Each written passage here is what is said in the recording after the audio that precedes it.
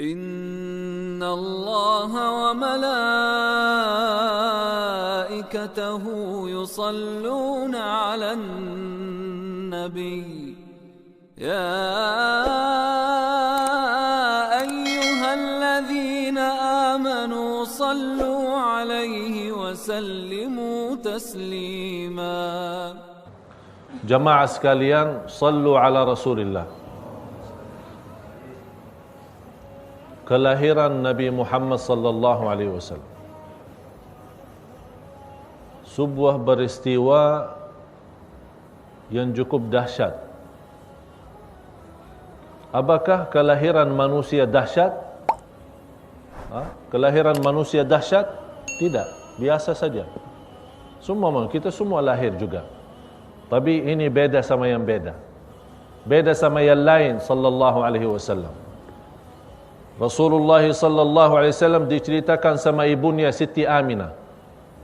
Selama dia hamil membawa beliau sallallahu alaihi wasallam tidak merasakan apa-apa.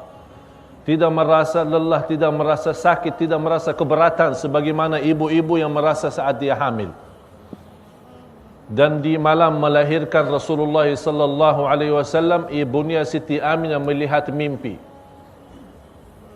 Ada yang memberitahu akan dilahirkan orang-orang yang amat mulia. Begitu dia dilahirkan, bacalah wahai ibunya, u'idhuhu bil wahidis samad. Di riwayat lain, u'idhuhu billahil ahadis samad min kulli syarri hasid. Aku melindungkan Allah atau berlindungkan orang itu kepada Allah subhanahu wa ta'ala yang Maha Esa dari segala keburukan, dari segala hasud. Ini sebuah doa untuk kita terapkan saat kita punya anak hari kelahirannya, untuk meminta perlindungan kepada Allah subhanahu wa ta'ala agar anak kita tetap selamat dan jauh dari hal-hal buruk atau jauh dari godaan syaitan dan jin manusia. Jamaah sekalian yang dimuliakan Allah subhanahu wa ta'ala, kata Siti Aminah,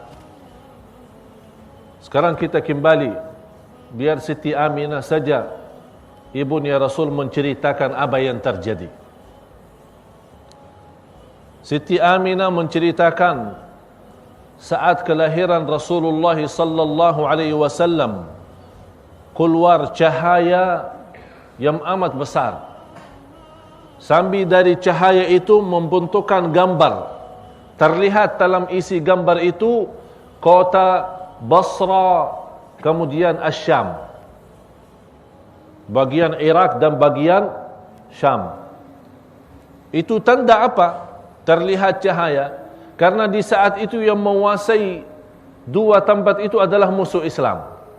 Jadi tanda cahaya saat kelahiran Rasulullah artinya Islam akan sampai ke sana.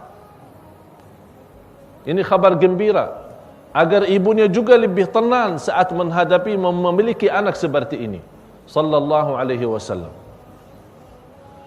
Dan yang lebih dahsyat lagi, kelahiran Rasulullah sallallahu alaihi wasallam bukan seperti anak lain.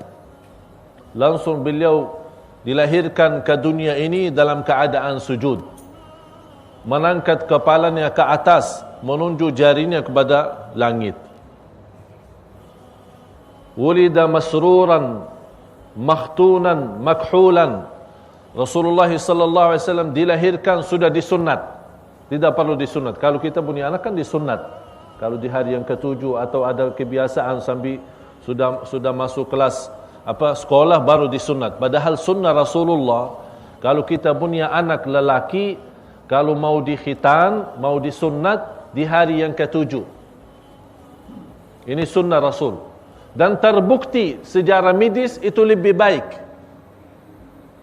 Jadi dikasih nama di hari yang ketujuh. Dikasih nama, bukan bulan yang ketujuh, bukan tahun yang ketujuh.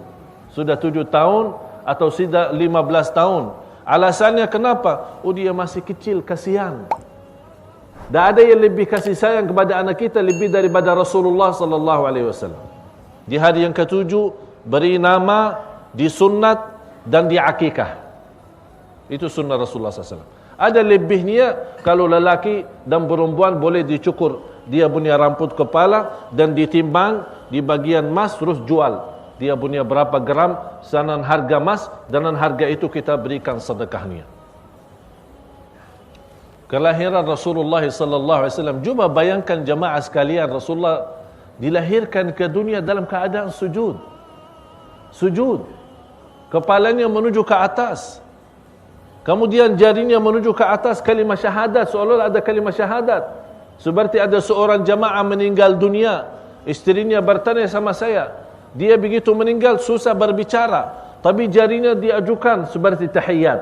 Apa artinya? Saya bilang ini tanda dia ucapkan kalimah syahadat.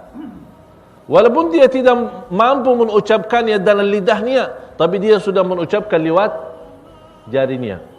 Karena kita saat at-tahiyat, Ashhadu an la ilaha illallah. Jadi kalau ada orang meninggal dunia, menaikkan jarinya ke atas, itu tanda orang itu lagi mengucapkan kalimah syahadat. Walaupun kita tidak dengar oleh telinga sendiri. Jamaah sekalian yang dimuliakan Allah, sallu ala Rasulillah. Di saat kelahiran Rasulullah sallallahu alaihi wasallam, muncul di langit bintang yang dinamakan oleh orang Yahudi bintang, namanya bintang Ahmad. Karena ada sifat-sifat Rasul di buku At-Taurat dan Al-Injil.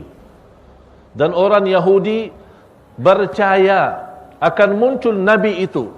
Tapi mereka mengharapkan Nabi itu turunnya dan datangnya dari orang Yahudi sendiri, bukan dari Makkah.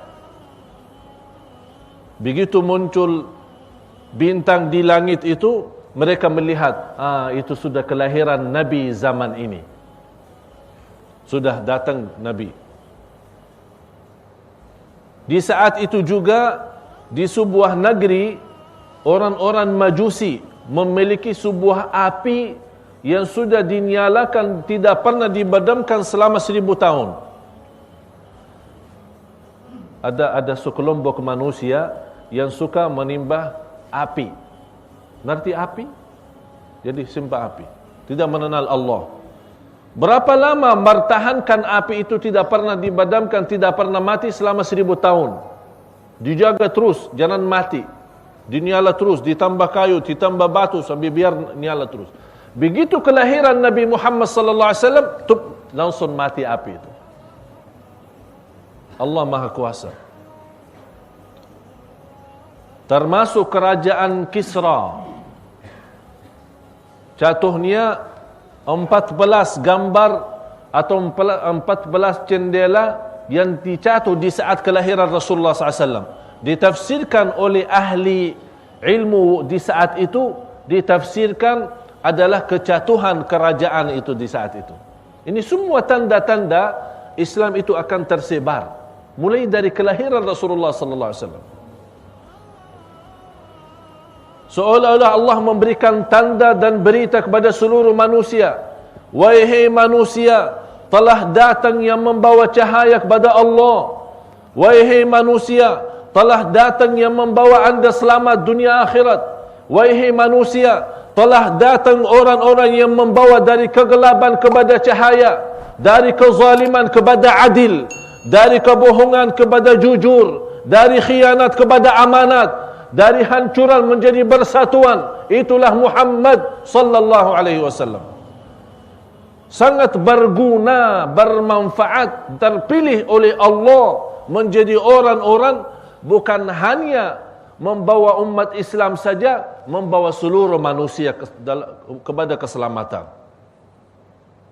Oleh karena itu, saat kelahiran beliau sallallahu alaihi wasallam, semua bersenang.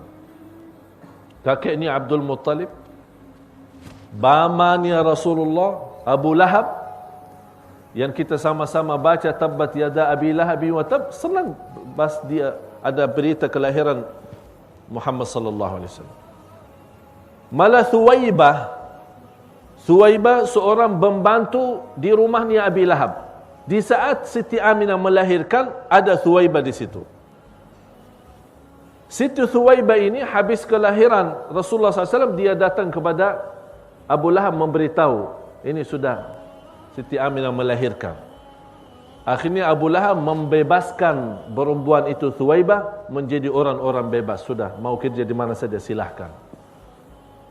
Saking senang dan gembira.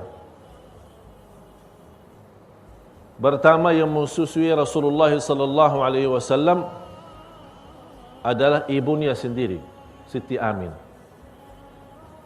Habis kelahiran Rasulullah SAW, disusui oleh ibunya. Yang kedua, Thuwaibah. Ini pembantunya Abu Lahab. Baru datang yang namanya Siti Halimah. Jadi pertama yang menyusui Rasulullah SAW adalah ibunya sendiri. Yang kedua, Siti Thuwaibah.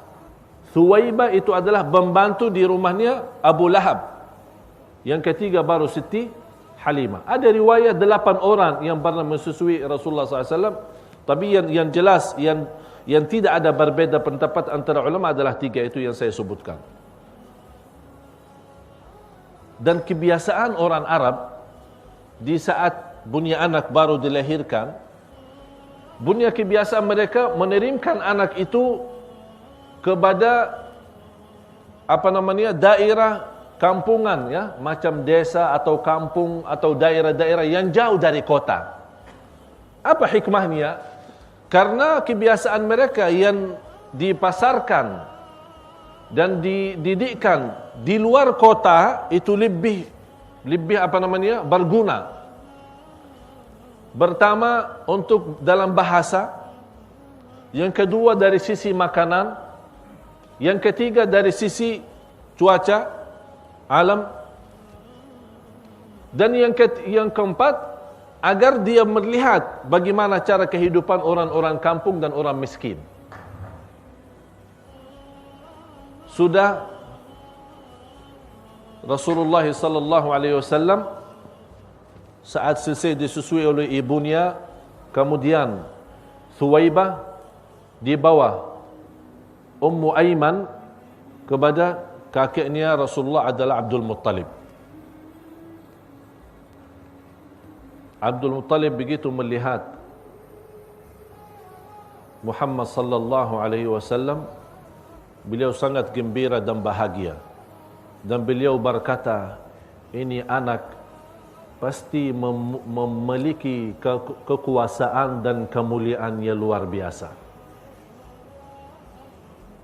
Karena dia melihat banyak tanda-tanda yang diberikan oleh Allah Subhanahu wa taala kepada Nabi Muhammad sallallahu alaihi wasallam. Jadi Nabi Muhammad sallallahu alaihi wasallam orang mulia sebelum jadi nabi. Sebelum terpilih menjadi rasul, sudah mendapatkan banyak kemuliaan dari Allah Subhanahu wa taala. Nanti dalam cerita kita akan mendengar bagaimana keberkahan yang dibawa oleh nabi kita Nabi Muhammad sallallahu alaihi wasallam. Dan kakeknya Rasulullah Abdul Muttalib memberikan nama Muhammad. Ditanya, kebiasaan di negeri Arab tidak mengenal yang namanya Muhammad. Abdul Muttalib, Abdullah, Abdul Izza, Abdul Ka'bah, Abdul Malik. Tapi kata nama Muhammad ini jarang ada. Orang bertanya kepada Abdul Muttalib, tujuannya apa diberikan nama Muhammad? Kata Abdul Muttalib, agar dipuji oleh seluruh manusia di bumi. Itu nama Muhammad. Huwa Muhammadun wallahu mahmudun. Huwa Muhammadun wallahu mahmudun. Artinya Allah mahmud, Allah memiliki segala sifat kesempurnaan. Segala kesempurnaan bagi Allah. Kita baca, Alhamdulillahi Rabbil Alamin, segala puji bagi Allah. Berarti hamda mahmudun Allah dan Nabi Muhammad Muhammad. Terpilih dari nama dalam sisi bahasa sangat luar biasa bagus. Oleh karena itu kita lihat macam di Turki, macam di Pakistan, macam di India dan beberapa negara Islam saking senangnya mengagungkan nama Nabi Muhammad sallallahu alaihi wasallam, kalau dia mau beri nama anaknya selain nama Muhammad tetap dibawa nama Muhammad. Misal dinamakan anaknya Ali, dipanggil Muhammad Ali. Dinamakan anaknya Ismail, Muhammad Ismail. Diberikan kepada anaknya nama Ibrahim, tetap panggilannya Muhammad, tidak boleh lepas. Mereka mengharapkan apa? Keberkahan dari nama itu. Malah seperti Imamul Ghazali, namanya luar biasa. Muhammad, bapaknya Muhammad, kakeknya Muhammad, dan terus Muhammad lagi. Jadi kalau ditanya Muhammad ibnu Muhammad ibnu Muhammad ibnu Muhammad Al-Ghazali, semua Muhammad, Muhammad, Muhammad. Ini merupakan keberkahan. Dan kembali kepada niat kita masing-masing. Kembali kepada niat kita masing-masing. Tapi yakin, nama juga bisa boleh membawakan banyak keberkahan bagi kita. Datang beberapa wanita dari kampung Bani Sa'ad. Ada yang bilang batasan di kota At-Taif. Kebiasaan kalau ada satu masa banyak kelahiran di Makkah, datang wanita-wanita orang kampung, orang desa di luar kota, datang kemari ke Makkah. Untuk apa? Mencari anak-anak yang perlu disusui. Semua datang kemari. Masing-masing dari wanita itu, di antaranya Halimatus Sa'diyah, Siti Halimah. Semua bawa. Ada yang mendapatkan anak masing-masing. Tapi setiap orang ditawarkan Muhammad sallallahu alaihi wasallam, tidak ada yang mau. Kenapa tidak ada yang mau ambil? Karena anak yatim. Dan semua orang yang datang, dia mengharapkan bapaknya memberikan rizki ya, uang ya. Kalau orang di masa itu, kalau saat disusui kan dapat ongkos ya, ongkos bayar berapa sekian. Tapi kalau bapaknya meninggal ya siapa yang mau bayar? Jadi tangkapan mereka yang namanya orang lelaki itu yang membawa nafkahnya, itu yang punya uang. Tapi kalau bapaknya tidak ada, siapa yang mau bayar? Akhirnya orang malas. Oh, jangan. Siti Halimah sendiri begitu melihat kondisi Rasulullah SAW, dia tidak tahu dia ini Rasul. Dia tidak tahu ini yang akan memberikan keberkahan. Dia belum tahu. Terus dia kembali naik unta. Kalau di dalam sejarah namanya Attan. Untanya namanya Attan. Masih ingat cerita kemarin? Saya kan kebiasaan di negeri Arab dulu, setiap binatang diberi nama kan? Gajah itu namanya Mahmud. Ini juga unta yang sudah tua dinamakan Attan. Kedatangan Halimah naik unta dari kampungnya ke kota Makkah itu, bari lambat dia jalan. Sambil orang-orang yang berikutnya, kok lama-lama tak jalan-jalan? Ini kita sudah mau nyampe ini kok. Oh sabar sebentar, ini tak tahu sudah tua ini unta ini. Dah bisa, dah boleh jalan. Sebentar, perlahan-lahan. Dan kata Siti Halimah, di masa itu termasuk salah satu musim yang paling kering. Faham paling kering? Artinya sudah lama tidak ada hujan, tidak ada hasil sawah, tanam-tanaman. Malah unta itu yang terkenal banyak susunya, sudah di masa tidak ada, susah. Kita mau makan dan minum susah. Dan beliau sendiri Siti Halimah membawa anak namanya Al-Harith. Ada anak masih kecil, masih anak bayi. Dia juga nangis terus karena tidak pernah bisa kenyang dari minum susu. Karena susu ibunya sudah kering juga, tidak boleh dapat. Karena jarang makan, miskin, susah. Terus berjalan. Akhirnya Siti Halimah berkata kepada suaminya, keadaan kita sudah seperti ini. Dan semua orang kampung saya masing-masing sudah dapat anak. Cuma tinggal satu itu, namanya Muhammad, anak yatim. Ya kita ambil saja. Pada kita pulang tak bawa siapa-siapa. Udah, mobilan apa, tidak ada jalan lain. Pada saya pulang, orang-orang lihat, ini tak bawa apa-apa, saya malu. Ya udah, bawa aja lah. Kata suaminya, bawa aja. Pada pulang kosong, lebih baik bawa. Terus datang bawa Nabi Muhammad. Biarkan Siti Halimah menceritakan. biarkan Siti Halimah menceritakan apa yang dia dapat sesudah membawa orang-orang yang terisi berkah yang luar biasa. Kata Siti Halimah, begitu kita menggendong anak itu, langsung minum dari susu Siti Halimah.